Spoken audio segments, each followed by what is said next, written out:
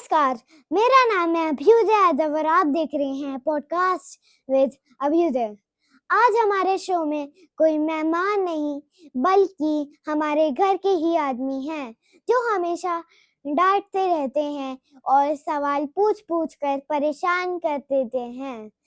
क्यों ना आज हम उनसे सवाल पूछ पूछ कर उन्हें ही परेशान कर दें। वेलकम टू माय शो पापा, स्वागत है आपका। तो पापा, आप अपने जन्म और परिवार के बारे में बताएं।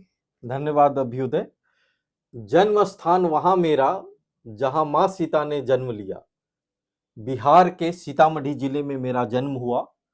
सीतामढ़ी वह धरती है जहां से मां सीता का प्राकट्य हुआ था। सीतामढ़ी के पुनौरा धाम में राजा जनक जी ने जब हल चलाया था तो वहां पे मां सीता संदूक में मिली थी। इसीलिए उस स्थान का नाम, उस जिला का नाम सीतामढ़ी है। तो बचपन की बात जहां तक है तो मेरी पढ़ाई सीतामढ़ी के सरस्वती शिक्षण संस्थान में हुआ। उसकी भी एक कहानी है कि जब मेरा एडमिशन हुआ तो उस स्कूल का नाम बदल करके आदर्श ज्ञान केंद्र कर दिया गया। तो आप कह सकते हैं कि ये जो है पहला क्रांतिकारी कदम था कि जिस स्कूल में मैंने एडमिशन लिया उस स्कूल का नाम मेरे ऊपर रखा गया। हालांकि जो स्कूल के प्रिंसिपल थे वो पिताजी के दोस्त थे, और ऐसा हुआ था कि मैंने जो टेस्ट परीक्षा दी थी वो नर्सरी के लिए दी थी, लेकिन मैंने स्टैंडर्ड 1 की परीक्षा पास कर ली थी। तो नर्सरी, एलकेजी, यूकेजी तीनों की परीक्षा एक साथ मैंने पास कर ली, टेस्ट परीक्षा, जिसकी वजह से पापा के दोस्त को लगा कि बच्चा काफी मेधावी है, क्यों न इसके नाम पर स्कूल का नामकरण कर दिया जाए। तो उस स्कूल का नाम आदर्श ज्ञान केंद्र पड़ गया। तो वहां से मैंने पढ़ाई की। हालांकि कुछ वक्त जो है सीतामढ़ी शहर में बीता, फिर मैं अपने नाना जी के गांव में भी पढ़ा। हम मेरे नाना जी स्कूल के प्रिंसिपल थे और हिंदी, संस्कृत और अंग्रेजी भाषा, तीनों भाषाओं के विद्वान थे। उन्हें राष्ट्रपति द्वारा पुरस्कार भी प्राप्त हुआ था। पापा लीडर भी थे और सीतामढ़ी और शिवहर दोनों जिला के वो चुनाव प्रभारी हुआ करते थे। माता भी चुनाव लड़ी लेकिन वो 7 वोटों से हार गई। कुल मिलाकर के मेरी पढ़ाई, जो शुरुआती पढ़ाई है, वो काफी अच्छी रही, बेहतर रही। मैं हमेशा अपने क्लास में टॉप आता था। और एक बात और बता दूं कि जब मैं क्लास 4 में था तब से मैं छोटी छोटी कविताएं लिखा करता था। और उन दिनों वहां एक अखबार प्रकाशित होता था, जानकी टाइम्स, जहां शनिवार को मैं एक संपादक की भूमिका में होता था, बाल संपादक की भूमिका में होता था। वहां एक पृष्ठ प्रकाशित होता था, बच्चों का कोना। उसके लिए मैं बच्चों की कविताएं छाटा करता था और जो कविताएं बेहतर होती थी उन्हें मैं अनुमति दिया करता था कि आप इसे प्रकाशित कर दें। तो आप कह सकते हैं कि एक अनजाने में ही मेरा पत्रकारिता के साथ तब जुड़ाव हो गया जब मैं चौथी कक्षा में था। तो आपका बचपन कैसा गुजरा और आपके बचपन की कौन कौन सी बातें आपको याद हैं? देखिए, सबसे पहले तो बचपन की याद की बात करें तो मुझे याद है कि मेरे जो दादाजी थे वो हाथ पकड़ करके स्कूल ले जाया करते थे।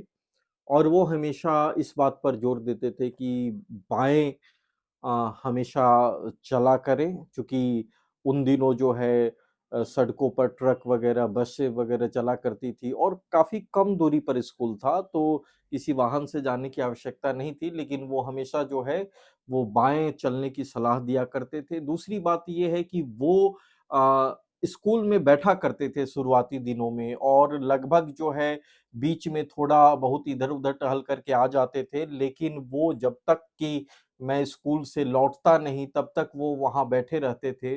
और कुछ दिन ऐसा गुजरा, उसके बाद फिर मैं अभ्यस्त हो गया, मैं खुद ही जाने लगा। लेकिन ये तो शुरुआती बातें थी। लेकिन मुझे जो सबसे दिलचस्प याद है वो ये है कि उन दिनों मैं रेडियो सुना करता था। रेडियो पर जो है गाने आते थे और रेडियो पर समाचार भी मैं सुना करता था। और सबसे सुनहरी याद है वो है आम के बाग की। जब मैं नाना के गांव जाता था तो वहां पे बंगराहा गांव के पास जो है आम का बहुत बड़ा बाग हुआ करता था।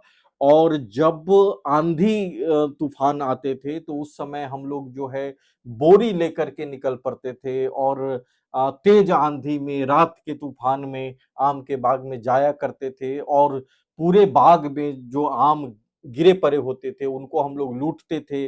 कई बार तो ऐसा होता था कि वही मिट्टी खोद करके और एक सुरंग की तरह बना दिया जाता था और उसमें हम आम इकट्ठे किया करते थे। वहाँ एक मचान भी बना दिया जाता था जहाँ हम सो करके कई बार जो है आम की रखवाली किया करते थे। तो जो खाने का जो किस्सा है वो बड़ा दिलचस्प है और मुझे याद है कि हमारे घरों में आम जो है वो पूरी तरीके से भरा पड़ा होता था बेड के नीचे और बक्से में चारों तरफ।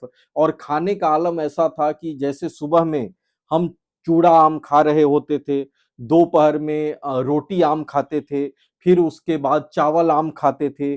बाल्टी में एक भरी बाल्टी में पहले उसमें पानी भरते थे और पूरा उसमें जो है आम रखा जाता था और बाल्टी के बाल्टी हम लोग धीरे धीरे आम खाया करते थे। तो ऐसा जो है करीब करीब जो है 2.5 से 3 महीने चला करता था। और इस तरीके से हमारा जो गर्मी का मौसम है, गर्मी की छुट्टियां जो है वो बहुत शानदार बीतती थी। आप 10+2 के बारे में बताएं। 10+2 के बारे में बताने से पहले मैं आपको बताऊं कि मैं हर क्लास में फर्स्ट आता था और मुझे याद है कि जब भी रिजल्ट आता था तो मुझे माला पहनाया जाता था। तो मुझे इस बात का बड़ा गर्व महसूस होता था। और 10+2 में मैंने साइंस सब्जेक्ट लिया था क्योंकि साइंस, कॉमर्स और आर्ट 3 तरह के सब्जेक्ट हुआ करते थे और लोगों में एक आम धारणा थी कि जो सबसे इंटेलिजेंट होता है वो साइंस सब्जेक्ट चूज करता है, जो उससे कम तेज होता है वो कॉमर्स लेता है और जो सबसे बेकार होता है यानी कि पढ़ाई में बिल्कुल कमजोर होता है, ऐसी धारणा थी, वो आर्ट्स लेता है। तो हालांकि मुझे आर्ट्स सब्जेक्ट ज्यादा पसंद थे लेकिन इसके बावजूद मैंने साइंस सब्जेक्ट लिया और बायोलॉजी मेन सब्जेक्ट था और मैथ एक्स्ट्रा। तो आप कह सकते हैं कि बायोलॉजी और मैथ दोनों था और फिजिक्स, केमिस्ट्री, इंग्लिश, हिंदी। और मैंने जो एग्जाम दिया तो बिहार बोर्ड से मैंने परीक्षा दी। और जैसा कि आप जानते हैं कि सीबीएसई बोर्ड से तो 100% मार्क्स भी लाना आसान है, लेकिन उन दिनों बिहार बोर्ड से नंबर लाना काफी मुश्किल था। रिजल्ट के परसेंटेज काफी कम आते थे और खास तौर से उस साल जो है काफी कम परीक्षार्थी पास कर पाए थे। लेकिन 10+2 में मैंने काफी परिश्रम किया, मेहनत की और आपको जान करके आश्चर्य होगा कि 10+2 में मैंने स्टेट टॉप किया 91.3% मार्क्स से, जो कि अब तक का एक रिकॉर्ड है। दिल्ली यूनिवर्सिटी के अपने सफर के बारे में बताएं। देखिए अभ्युदय, दिल्ली यूनिवर्सिटी का सफर शुरू हुआ, बहुत ही शानदार सफर शुरू हुआ। उससे पहले मैं आपको बता दूं कि 10+2 में जब मैंने टॉप किया तो हमारे यहाँ 3 ही करियर जो है वो माने जाते थे, या तो कोई डॉक्टर बन जाए, या तो इंजीनियर बन जाए, या फिर यूपीएससी की परीक्षा दे। तो हालांकि मैंने टॉप किया था, साइंस सब्जेक्ट से टॉप किया था, तो मुझसे ये एक्सपेक्टेड था कि या तो मैं डॉक्टर बनूं या मैं इंजीनियर बनूं। लेकिन डॉक्टर बनने में या इंजीनियर बनने में मेरी कोई दिलचस्पी नहीं थी। हाँ, यूपीएससी जरूर मैं करना चाहता था, तो मेरे लिए एकमात्र विकल्प बचता था कि मैं यूपीएससी करूं। लेकिन उसी समय जो एक तरीके से कह सकते हैं कि टीवी पत्रकारिता की शुरुआत हुई थी, टीवी पत्रकारिता बूम पे जिसे आप कह सकते हैं कि उसका करियर जो है वो काफी प्रभावशाली जान पड़ता था। और मेरे पापा भी जो थे वो प्रणय राय और विनोद दुआ के फैन हुआ करते थे। तो उन्होंने कहा कि अगर मैं चूज करता हूँ सिविल सर्विसेज की परीक्षा, अगर मैं छोड़ता हूँ उसकी तैयारी करना, तो मैं टीवी पत्रकारिता में और खास तौर से अगर मैं किसी तरीके से स्टार न्यूज ज्वाइन करने में सफल हो जाता हूं, तो वो मानने के लिए तैयार थे। लेकिन उनको इस बात का अंदेशा था, इस बात को लेकर के काफी भ्रम था कि क्या जो है स्टार न्यूज में सिलेक्शन, चूंकि एक इंटरनेशनल न्यूज चैनल था, तो उसमें किस तरीके से सिलेक्शन हो पाएगा। तो मैंने पापा को भरोसा दिलाया कि मैं ऐसा करने में कामयाब हो पाऊंगा और मैंने फिर जर्नलिज्म एंड मास कम्युनिकेशन में एडमिशन लिया। और उस समय भी जो है एडमिशन यूं ही नहीं मिलता था। पहले तो पर्याप्त नंबर की आवश्यकता होती थी, फिर उसके बाद रिटेन एग्जाम होता था, उसके बाद ग्रुप डिस्कशन होता था, इंटरव्यू होता था, और तब जाकर के 30 स्टूडेंट्स की संख्या होती थी। तो हमने जो है परीक्षा पास की, और उस प्रवेश परीक्षा में भी मैंने टॉप किया। तो मैंने दिल्ली यूनिवर्सिटी में एडमिशन लिया। हालांकि मैं दिल्ली यूनिवर्सिटी जब मैं था तो तीनों साल मैंने टॉप किया। उससे पहले मैं आपको बताऊं कि दिल्ली यूनिवर्सिटी के दिनों में मैं ज्यादातर एक्स्ट्रा करिकुलर एक्टिविटीज में भाग लिया करता था। डिबेट है, या फिर पोएम रिसाइटिंग है, या फिर एडमेड शो है, इस न्यूज़पेपर मेकिंग है। तो इन सब गतिविधियों में मैं ज्यादा शामिल रहता था। मैं अलग अलग कॉलेजों में जाकर के एंकरिंग किया करता था। चुनाव में भी मैंने काफी भाग लिए। हालांकि चुनाव में सभी अलग अलग पार्टियां मुझसे संपर्क करती थी भाषण देने के लिए, तो मैं कई बार अलग अलग पार्टियों के दोस्तों के साथ भी चला जाता था। तो ये एक तरीके से दिल्ली यूनिवर्सिटी का जो सफर है वो काफी शानदार रहा।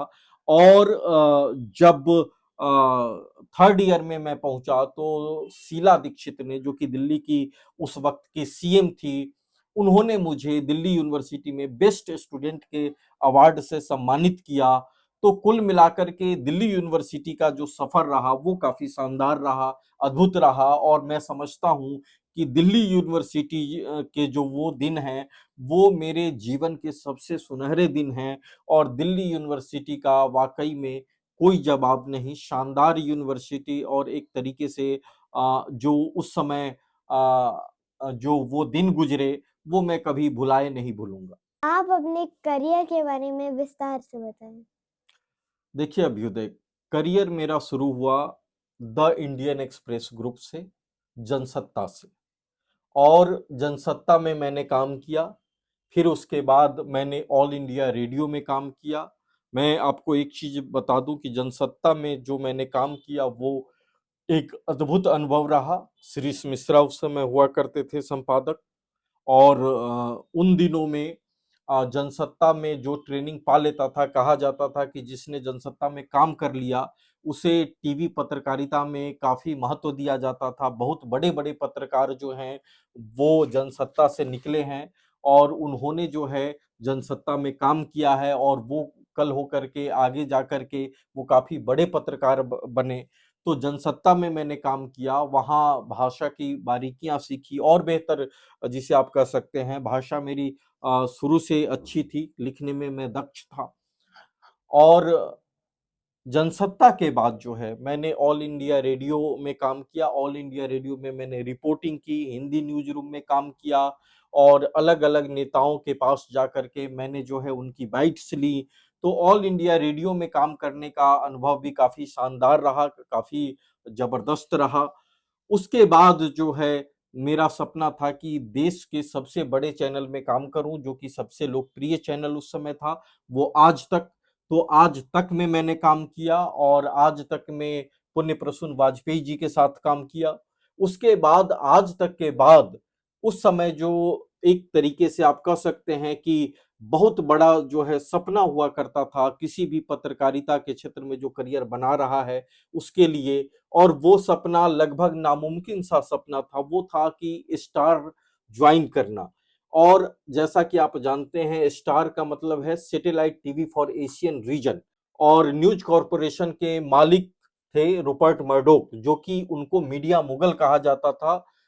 विश्व की सबसे बड़ी मीडिया और इंटरटेनमेंट कंपनी थी News Corporation. 21st century Fox, 20th century Fox, जिसकी बहुत सारी फिल्में हैं। आप अवतार की बात करें, टाइटेनिक की बातें करें, ये सारी फिल्में जो है उस समूह से जुड़ी हुई है। तो एक तरीके से जो है स्टार न्यूज ज्वाइन करना एक बड़ा सपना था, जिसको कि मैंने पूरा किया।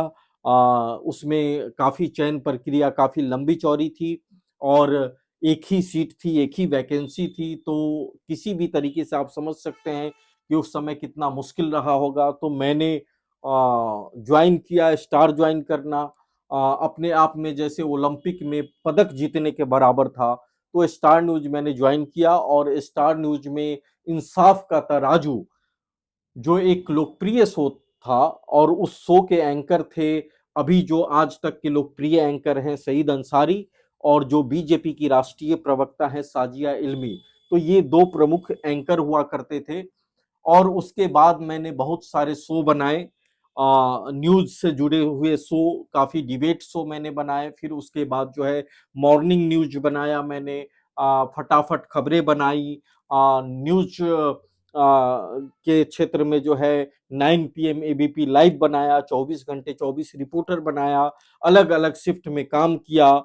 और कई सारे धार्मिक बुलेटिन्स बनाए, समर्पण, तीन देवियां, बोलो वत्स, चातुर्मास, इस तरह के भी कार्यक्रम बनाए। लेकिन मेरा जो फोकस रहा वो जो न्यूज एंड प्रोग्रामिंग, वो उस पर फोकस रहा। और मैंने बड़े बड़े एंकर्स के शो बनाए, चाहे वो दिबांग हो, चाहे किशोर राजवानी सर हो, चाहे अभिसार शर्मा सर हो। दिबांग सर के साथ मैंने प्रेस कॉन्फ्रेंस बनाया, किशोर रजवानी सर के साथ 9 PM एबीपी लाइव किया, अभिसार सर के साथ भी 7 बजे और 8 बजे का शो तैयार किया। तो कुल मिलाकर के जो मेरा सफर रहा वो काफी शानदार रहा। और स्टार न्यूज और एबीपी न्यूज में मैंने 12 सालों तक लगातार काम किया। स्टार न्यूज एबीपी न्यूज में मुझे certificate of excellence, certificate of recognition, और 10 साल जब मैंने पूरा किया तो लॉन्ग एसोसिएशन अवार्ड से मुझे सम्मानित किया गया। उस वक्त स्टार न्यूज के सीईओ थे अशोक वेंकट रमनी सर, तो उन्होंने मुझे सम्मानित किया। तो स्टार न्यूज और एबीपी न्यूज का जो सफर था वो काफी शानदार था। उसके बाद करीब 12 साल काम करने के बाद मुझे लगा कि मैंने जो इतना अनुभव अर्जित किया है उसे बच्चों में बांटा जाना चाहिए और नई पीढ़ी को बताया जाना चाहिए था। क्योंकि मुझे ऐसा लगा कि जो जर्नलिज्म एंड मास कम्युनिकेशन के क्षेत्र में बच्चे आ रहे हैं वो प्रैक्टिकल नॉलेज से जो है वो उनको वास्ता नहीं पड़ा है। तो मुझे ऐसा लगा कि अगर मैं जर्नलिज्म एंड मास कम्युनिकेशन के एजुकेशन में अपना योगदान दे सकूंगा तो वो जो है एक बड़ी बात होगी। और उसके बाद फिर मैंने नोएडा इंटरनेशनल यूनिवर्सिटी ज्वाइन किया, और नोएडा इंटरनेशनल यूनिवर्सिटी ज्वाइन करते ही मैंने नेट क्वालिफाई किया। उसके बाद मैंने पीएचडी में एडमिशन लिया, और लगातार जो है रिसर्च पेपर लिखे, आर्टिकल्स लिखे, और इसके साथ साथ मैं टीवी से जुड़ा रहा, यानी बतौर टीवी एक्सपर्ट जो है मैं अलग अलग चैनलों पे अपनी अभिव्यक्ति देता रहा, प्राइम शो में जो है अपनी बात रखता रहा।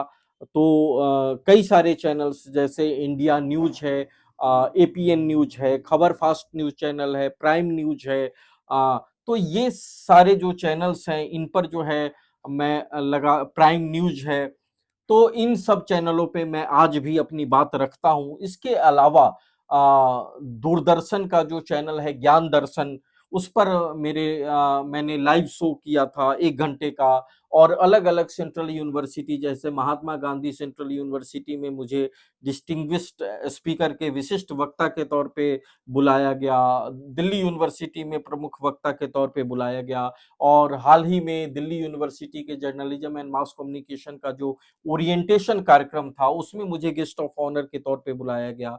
तो अलग अलग जगह पे, जैसे माउंट आबू में ब्रह्मा कुमारी संस्था जो है, आध्यात्मिक संस्था, उसने मुझे गेस्ट ऑफ ऑनर के तौर पे आमंत्रित किया था। तो मैं अलग अलग जगहों पे, कहीं चीफ गेस्ट के तौर पे, कहीं गेस्ट ऑफ ऑनर के तौर पे, या कहीं विशिष्ट वक्ता के तौर पे अलग अलग व्याख्यान देता हूँ। और अलग अलग संस्थानों में, इंद्रप्रस्थ यूनिवर्सिटी में, या फिर माखनलाल चतुर्वेदी संस्थान के लिए कई बार जो है हमने अलग अलग भूमिकाओं में अपनी जो है सेवा दी। तो एक तरीके से मैं देश के जो प्रमुख सेंट्रल यूनिवर्सिटीज हैं उनसे मैं जुड़ा हूँ, और वहाँ टीवी जर्नलिज्म के एक्सपर्ट के तौर पे मैं अपनी सेवा देता रहता हूँ। स्पेशल लेक्चर्स हो, कई बार क्वेश्चन सेट करने का मामला हो, या फिर कई बार जो है प्रैक्टिकल एग्जामिनेशन लेने का मामला हो, और लगातार शोध पत्र, स्कोपस हो, यूजीसी हो, या फिर पेटेंट की बात करें तो मैंने 8 पेटेंट जो है अपने नाम पर दर्ज करवाए। तो एक तरीके से, और मीडिया के क्षेत्र में मुझे करीब 25 से ज्यादा जो है बेस्ट मीडिया एजुकेटर के तौर पर अवार्ड हासिल है। तो लगातार जो है मीडिया एजुकेशन के क्षेत्र में जो है मैं लगातार बेहतर प्रदर्शन कर रहा हूँ। फिलहाल मुझे नोएडा इंटरनेशनल यूनिवर्सिटी में कल्चरल हेड की रिस्पॉन्सिबिलिटी भी मिली है, जिसे मैं अतिरिक्त जिम्मेदारी के तौर पे निभा रहा हूँ। और आगे जो हमारी योजना है वो ये है कि हम लगातार अपनी अभिव्यक्ति को बुलंद करते रहें और जर्नलिज्म एंड मास कम्युनिकेशन के क्षेत्र में, चाहे वो मीडिया के माध्यम से हो, चाहे वो एजुकेशन के माध्यम से हो, एक नई इबारत लिख सके। और उसके लिए मैं लगातार प्रयासरत हूँ और मैं पूरी कोशिश करता हूँ कि जो कुछ मैंने अनुभव हासिल किया है, मुझे 23 वर्ष हो गए मीडिया इंडस्ट्री में काम करते हुए, नेशनल मीडिया इंडस्ट्री में काम करते हुए और मीडिया शिक्षण में काम करते हुए। तो कुल मिलाकर के मैं ये जानता हूँ, समझता हूँ कि किस तरीके से बच्चों को प्रशिक्षित किया जा सकता है। इसके अलावा साहित्य से मेरा जुड़ाव है।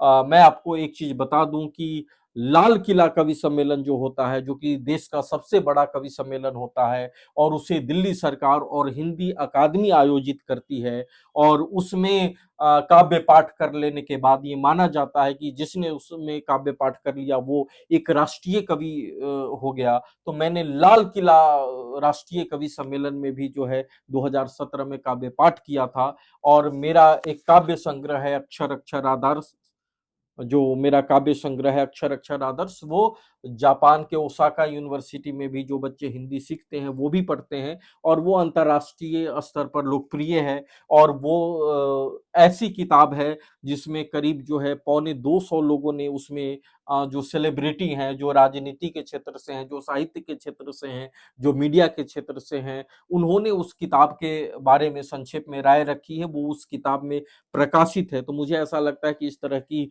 वो शायद पहली किताब है भारत की। तो ये सब सारी चीजें हैं। तो कुल मिलाकर के मैं ये कहना चाहता हूं कि जो मेरा 23 साल का जो अनुभव है, जो इतना बड़ा अनुभव है, उसका लाभ जो है नई पीढ़ी को मिलना चाहिए, उसके लिए मैं प्रयासरत हूँ। इसके साथ साथ मैं चाहता हूँ कि मीडिया एजुकेशन के क्षेत्र में जो है बहुत सारे प्रयोग मुझे करने हैं, जो कि क्रांति के तौर पे जाने जाएंगे। उसके लिए मैं प्रयासरत हूँ।